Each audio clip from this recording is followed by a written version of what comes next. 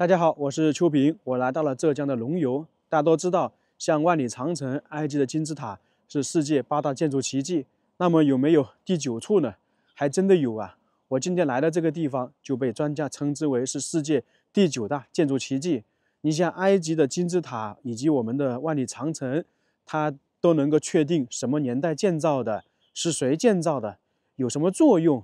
而我们今天看的这个建筑奇迹呢，确实非常特殊，因为在中国历史上完全没有它的记录，不管是民间传说也好，地方志以及历史都没有记录，就到现在也不知道是干嘛用的，这个是非常特殊。还有呢，它那个建筑奇迹非常大，相当于是一座大山都被挖空了一样的，甚至很多人呢把它搬出来是外星人的杰作，这个是不是非常有意思啊？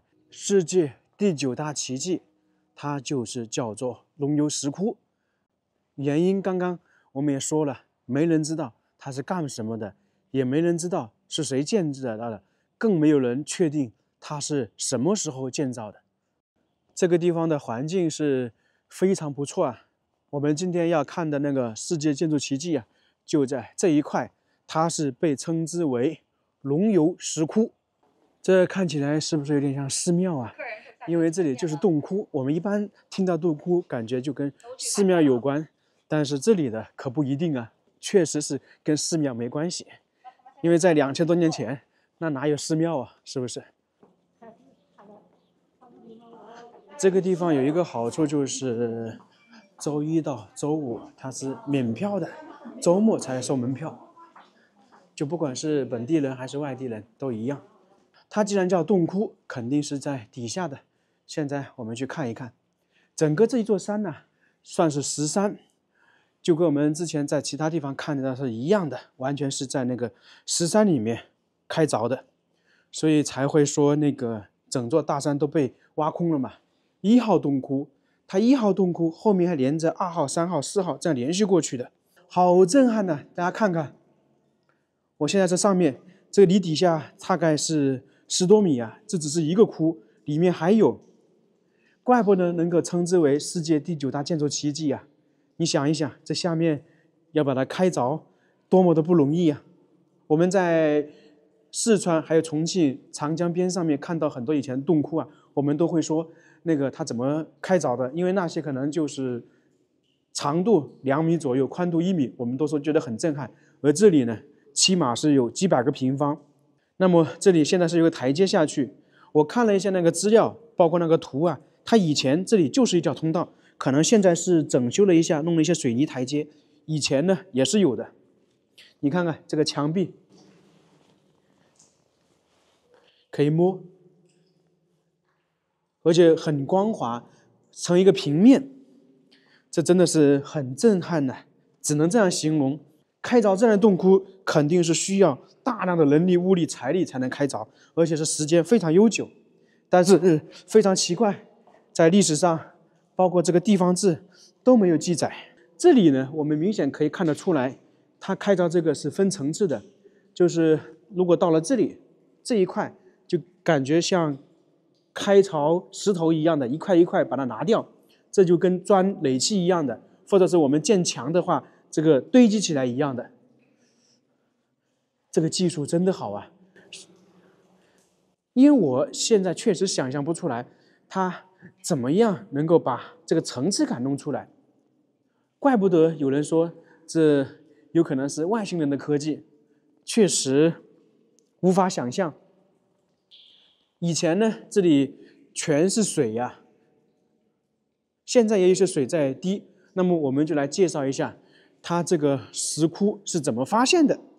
有朋自远方来，不亦乐乎。今天我们来到的就是浙江的一个小县城龙游，这也算是一个历史文化名城。按照资料记载，这个城市的历史有2500多年。我们今天参观的龙游石窟是这座古城一座代表性的地方。它其实发现呢是很让人意外的。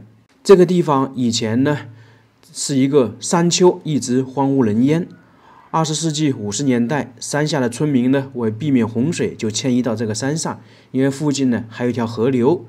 村民来到这里定居，很快就发现这座山上面有众多水潭，均深浅不见底，故称这些水潭呢为无底塘。水潭呢也成为了村民常年用水的水源，因为近嘛，就不用去河流打水，并且呢，在这个水潭中有鱼，村民呢经常就捕一些鱼用来吃。一次呢，一位村民在水潭中捕的一条37斤重的鱼，这个非常大了，引发了村民吴阿乃等人的兴趣。他们就想，为何不将潭中的水抽干捕鱼呢？因为有37斤的，那肯定还有更小的。在1992年6月9日，吴阿乃等4位村民呢，就选中了水面面积仅为20平米的一个水潭抽水。这个水潭刚好是他们用来洗衣的，不是用来喝水的。抽水机呢开始日夜作业，水在下降。那么他们就看到一道石壁渐渐显露出来，越往下抽，水面呢越往里倾斜。到了第4天，水面露出了一行台阶，就是我们刚刚走的。这个时候呢，他们把水泵加4台。第9天开始呢，2节巨大的那个鱼菌状石柱显现出来。10天之后，水落石出，一座气势恢宏的地下石室就展现在他们眼前，可能就是我们现在看到这个样子。不过呢，他们当时抽的可能不是这一个啊，因为我也不太清楚。这个时候呢，他们没有发现另外一个事情，就是他们抽了17天水，竟然在里面一条鱼也没有看到，这些鱼全部不见了。几个农民呢，继续一鼓作气，共抽干了7个石窟，各个石窟紧挨着，排列工整，每个石窟呢均有石阶通向洞底。在这些石窟里面的柱子呢，有大有小，有些是1根，有些是4根，其布局呢很符合力学原理，等一下我们可以详细介绍到。当然，按照我们现在7个石窟的布局呢，是呈北斗七星状，在那个时期啊，他们可能没有这个概念。同时，在这条河流旁边呢，还有更多的石窟，可以说是一处在地下沉睡了1000年之久的大型建筑群。那这些石窟被发现之后，就吸引了世界著名的考古学家、古生物学家、人类家的关注。随着研究的深入，越来越多的谜团展现在人们面前。很多专家考察后就认为啊，这个龙游石窟是世界上第9大奇迹。这就是龙游石窟的由来。我们现在看到的这一块呢，底下基本上是被掏空了。现在我们继续去洞窟里面走一走，看一看。我们现在看到的这个是1号洞窟，是目前开放洞窟中面积最小的一个，仅365平方米。在这里是最小，但是如果按照我们的设想，这里已经是非常大了。你说我们现在房间有几个能够有300多平方米呢？抵得上我们在城市里面3套多房子啊。在这个洞窟里面，墙壁有一幅栩栩如生的石刻写实图案，它分别雕刻着马、鱼、鸟3种，具体雕刻人、年代都无从考证。有专家认为这是天马行空图。对于墙上的这幅图啊，众说纷纭。不过有一点大概是可以确定，它这幅图呢是跟那个西汉时期的那种雕刻很相像，从而呢，专家推断呢，这幅图起码是西汉时期的，甚至可能更早。那么按照推算的话，这幅图在这里呢有2000多年。同时可以推算，这个洞窟在这里起码也有2000多年的历史，甚至说达到了3000年。大家再看看这些墙壁，它宽度大概是50-60公分左右。这些石头不知道是石灰岩还是那种丹霞地貌，反正我们从外表看起来是很坚固的。我们再这样看一下这个洞窟的全景，单单这里啊就非常庞大。还有一点，这个洞窟比较独特的就是它有穹顶，就跟房屋的屋顶或者蒙古包的屋顶一样的，这很有特色，很奇怪。这边是墙壁，然后这个是屋顶，你看明显是一个椭圆形这个坡度上去，这个就是宫殿的形式啊。但是呢，按照考证不是啊，因为在洞窟里面没有发现任何有关于宫殿建筑的痕迹、遗址等等。如果是宫殿的话，在这些墙壁一定会有些小孔，以便来搭建，但这里全部没有，墙壁上都是光滑的，没有其他的痕迹。我们可以看到这里呢有好几个柱子，那这一些呢都是我们后来修的，是为了固定或者是为了安全这个洞窟。那原版的它那个柱子是在这里啊，大家看看有多大，直径的话可能都有1-2米。这个就支撑着这个洞窟。古时候的人技术先进吧，他开凿这么大的洞窟，同时也想到安全。那么这根柱子就留在这里，变成支撑用的。现在为了保护呢，把它放起来了。这个柱子呢，不是一个圆形的，应该是一个三角形。不知道为什么会这样啊？看完了1号洞窟，我们现在就去2号洞窟，就在前面，可能真的会亮瞎你的眼了，比这个1号洞窟大得多得多。哇！大家看看，从这边直接这样扫过去，不得了吧？这个2号洞窟呢，尽管说是跟1号相连的，但是呢，它本身上面也是空的，就是直接是一个洞穴，很有可能当时开凿是直接从上面打下来。这里的柱子有4根，真的，我也是第一次看到这样震撼的建筑。大家看看下面，这感觉就像一个地下城市、地下村落一样的。如果说这里摆满了东西，那是不是就是一个地下城市啊？真的很有可能啊。我们就把它姑且认为以前是一个地下城市吧。先来看看这个柱子，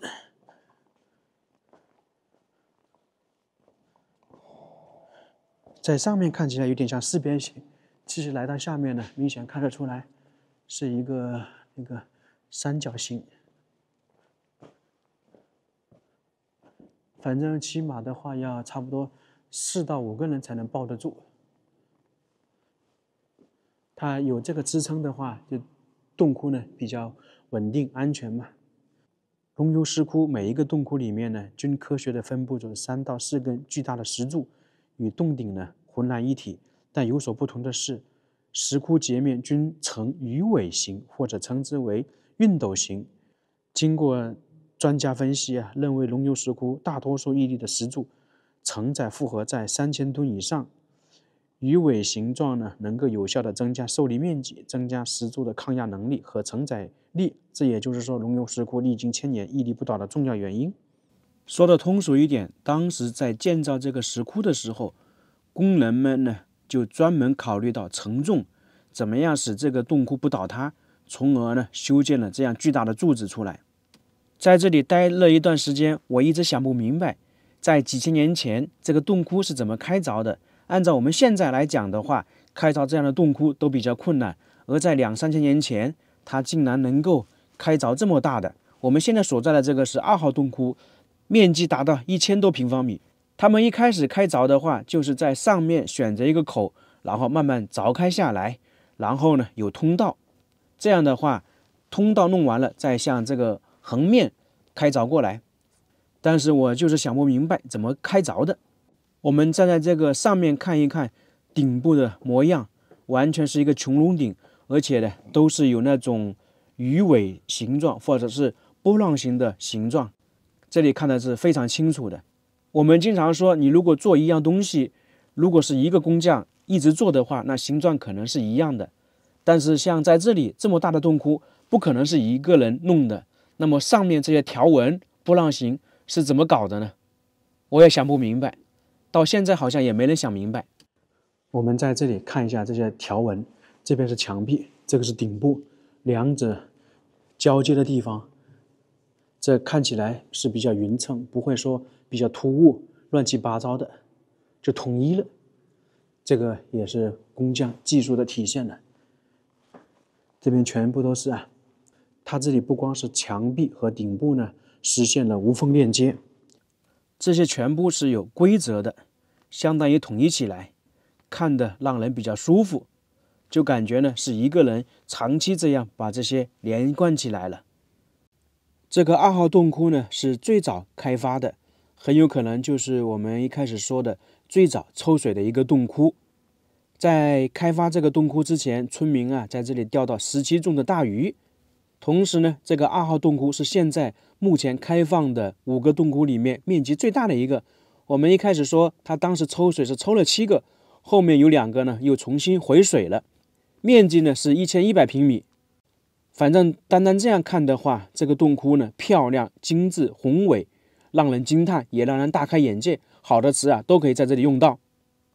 在这个洞窟内最有意思的地方，就是在这个角落有一尊无头石像。这个石像呢是胸佩玉钟，在古代是文臣的象征，但是呢他又手持宝剑，是一副武官的形象，可以说他是古代一位官阶很高的文武双全的将军。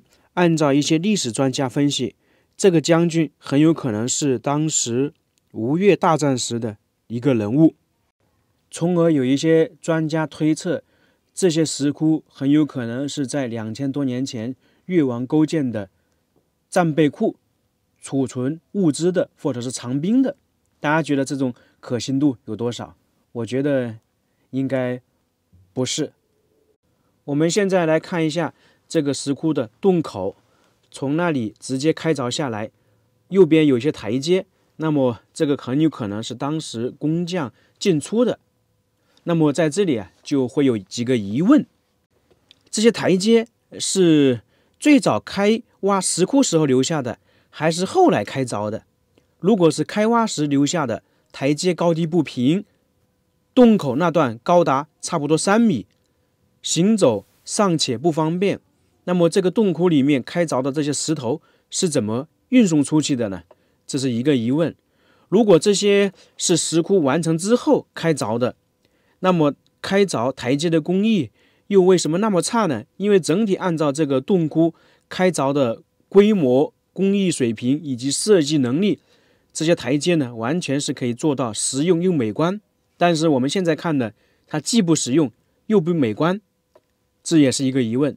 还有就是这些台阶是用来做什么的？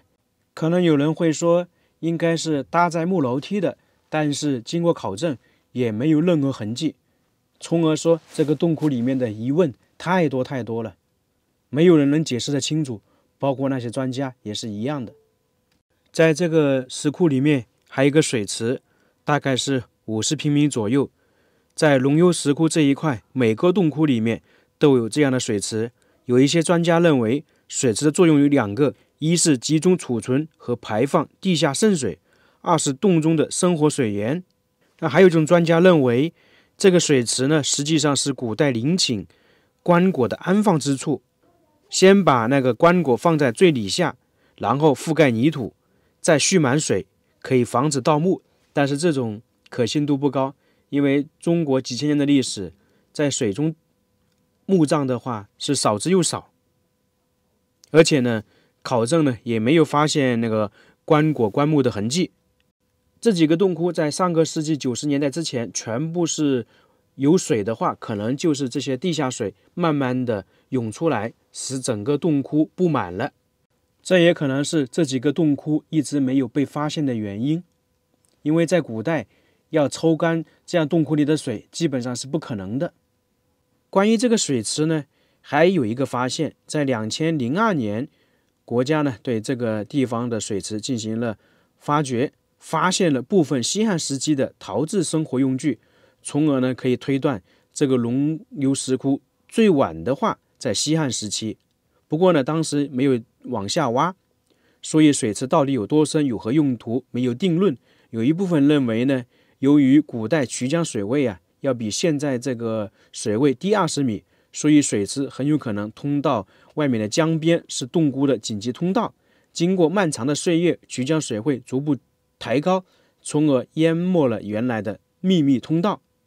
在上个世纪，这个洞窟里面呢，当时是叫水塘，还有很多鱼，当地村民呢还钓到鱼。但是呢，后面在抽水的时候，村民呢就没有发现鱼，包括现在里面也没有看到鱼。那这个鱼是从哪里来的？很有可能啊，就是通过通道进入洞窟里面的。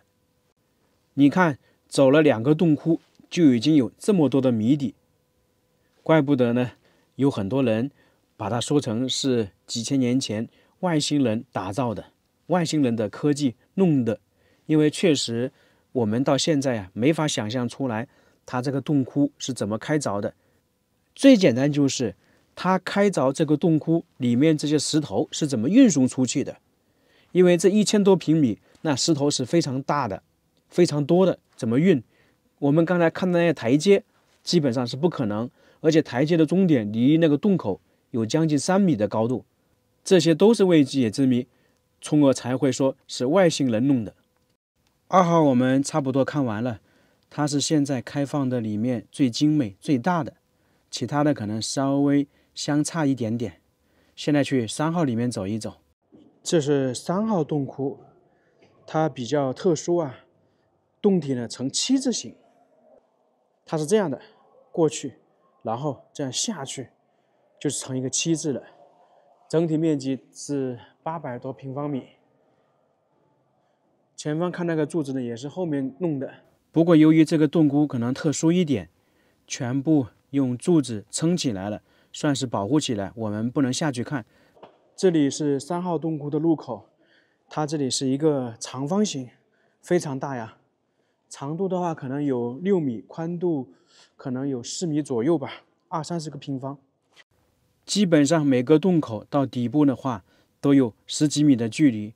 现在我们走了3个洞窟啊，看到了，确实让人震撼，怪不得称之为世界第9大建筑奇迹，因为谜底太多了。干什么用的？怎么建造的？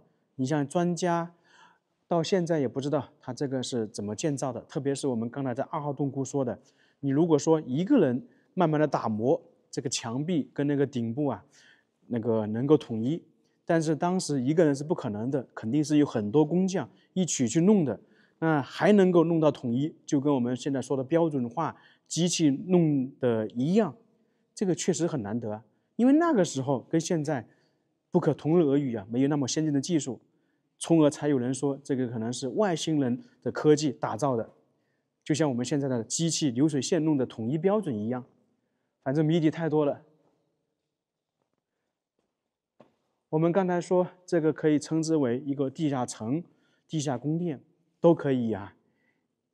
这里800平米，那边1000多平米，还有那个第一个洞窟300多平米，可以称之为一个地下大院、地下城堡都行。关于这个龙游石窟到底是干嘛用的，有9大学说之说，也是9大学说之谜。第一个说是宫殿，不过呢，这个应该已经被推翻了，里面什么建筑都没有，宫殿基本上是不可能的。第二种呢是墓穴之说，这个有一定的可信度啊，但是后面考证的时候没有发现跟墓葬有关的东西。如果是墓葬的话，你不管是隔了多少年，多少还是有点东西的。只不过呢，是在那个水池旁边发现一些陶瓷吧，但是也不能佐证。另外一种呢，就是外星的传说，因为我们刚才在里面也介绍了，确实很多谜底没法解释，那只能说往外星科技那个散发了，隔我们现在时间太长了。在古代啊，一直也有一些外星的传说，比方说玛雅文明啊，或者我们看到一些三星堆，包括其他的那些工具，跟现在都差不多，甚至说很多以前的那个东西啊，我们现在建造不出来，就证明以前的技术啊，有一段时间是非常先进的，只不过说后面可能失传了，从而呢就一直有这种外星的传说。还有一种呢是道家福地的说法，因为道家文化在中国历史是非常悠久的。在春秋战国那个时期其实已经有了，甚至再早一点也有了。有一种说法是他们那个在这里修行使用的，这是一点。还有一种呢是穴居说，就跟我们刚才说的地下城市、地下村落一样，在以前呢有一些部落在这里生活，但是如果是那些原始部落的话，不太可能，他们有那么高的技术开凿这些洞穴。那么如果是在春秋战国时期，那修建这样的地方去居住的话，普通人肯定是不行的，只能是王侯将相或者是当时的那国家，但是呢又没有记录，从而说这个穴居也是有点不太可信。还有一种呢是储藏说，就是一个国家把它挖凿出来用来储存东西，大家觉得可不可信呢？因为如果是储存东西的话，它大不了就去山里面挖嘛，为何在从地表往下挖呢？是不是？那另外一种呢是战备说，战备的话就是说这里呢可能是那个越王勾践呢用来储存士兵的，当时他为了要打败吴国，就在这里挖凿洞穴战备。但是我们话又说回来，如果越国真有实力挖这样的洞穴，弄战备，他早就把吴国弄掉了，何必要弄忍辱负重呢？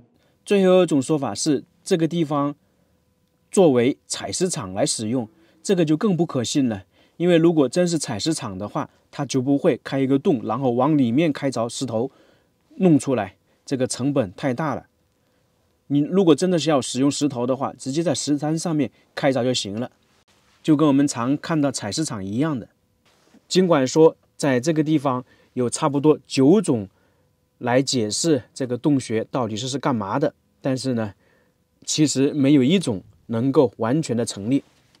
这边是5号洞窟，又是一个非常大的，这个感觉更震撼。我们刚才那几个洞窟呢，可能是在地下10多米左右，这里可能都有20米了。有时候真的是不得不佩服古代的这些工匠，还有这些设计者们，他们太牛太厉害了。看到没有，这个洞窟多么深啊！刚才3号的我们看不太清楚，这个5号看得很清楚了。它这边的柱子呢，最靠近外面的柱子呢最粗，这是为什么？因为这边是掏空的，这刚好是入口，那么就一定要更粗的柱子支撑。也就是说，在2、3千年前，当时的工匠呢已经懂得力学的原理，就是最外面的它那个承重量越大。又看到一个水池了，这个明显看得出来应该是原版的。每个洞窟里面都有水池啊，只不过它这里的水池呢是在半中间，这就比较奇怪。再往下走的时候，我发现一个比较特殊的，就是这个墙壁上面有一些雕刻，和其他洞窟有所区别。我们去看看这个雕刻大概是什么时候的。你像柱子上是雕刻了一些龙，前方墙壁上面好像雕刻了一些那些神话故事中的仙女。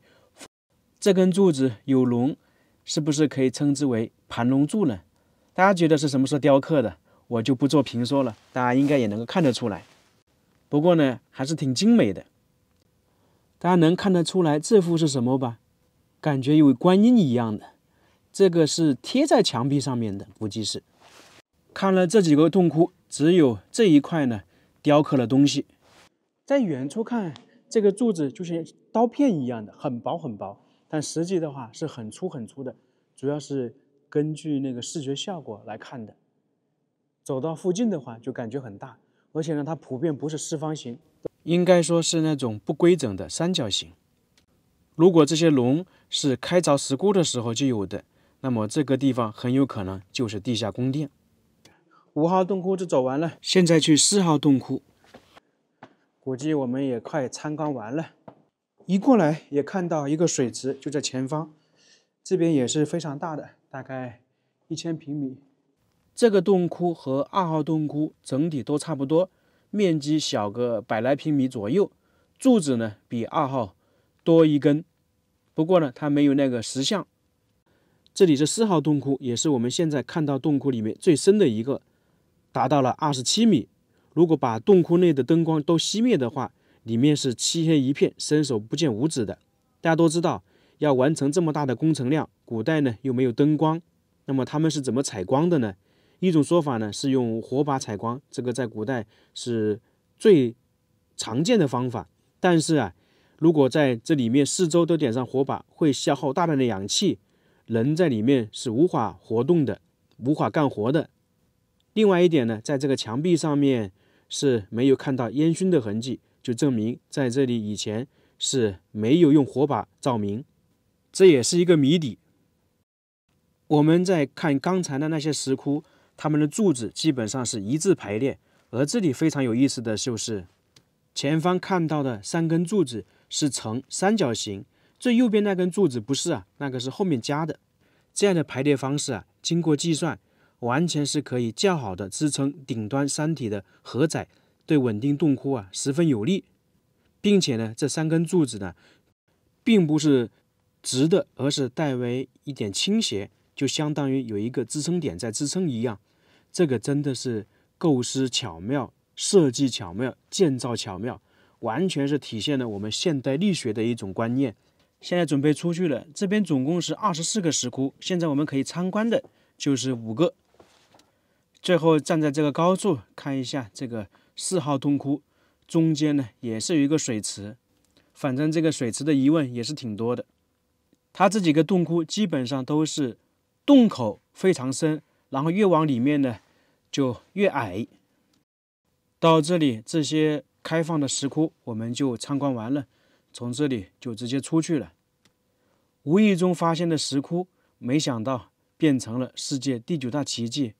其实我们发现呢，很多东西都是无意中发现的，最终变成了无价之宝。甚至还有一种说法，这个龙游石窟呢，比秦始皇陵还震撼，可以说比秦始皇陵还要匪夷所思。大家觉得是不是如此呢？